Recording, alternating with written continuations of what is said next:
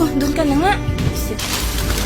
Dali niya yung pagkain mo. Ayoko niyan. Punta ako dito para supportan. Naano na ako dyan sa drama-drama mo. Hindi mo ako madadala. Mag-move on ka na kasi ako naka-move on na. Doon ka na sa upuan. Huwag kang lumapit sa akin. Pumunta ang nanay ko doon na nag-request na sa'yo ng hotdog. Tapos sabi nanay ko, hotdog, yung pinili mo potlog. Tapos nagreklamo nanay ko, nagalit ka. Sabi mo, arte-arte ng nanay ko.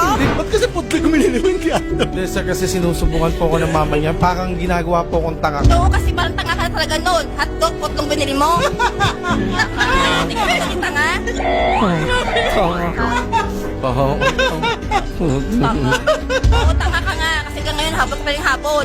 Ang gusto ko lang yun, magkakaroon tayo ng closure. Di ba sabi mo nga bilang magkaibigan, nakikiusap ako sa'yo na maging mahinahon ka lang din na gusto ko yun.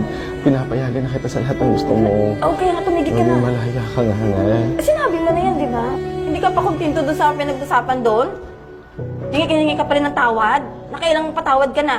Kasi hindi ko nakikita sa'yo eh. Napatawad na kita. Hindi pag napatawad na kita, tatanggapin kita ulit. Hindi ko sinasabing tanggapin mo ko, Jude. Oo nga, napatawad na kita. Kahit tumigil ka na. Bakit ka ganyan, Jude? Kasi ayaw na kita kausap. Tapos na nga, di ba, Nyor? Ganyan ang ugali mo, yan. Gusto ko lang nga kasi magkaroon tayo ng maayos na closure. Hindi mo kasi naiintindihan yun. Yung, di ba sabi mo sa akin, gusto mo tayong maging magkaibigan. Ano ba, pag ang trato ng bilang magkaibigan, di ba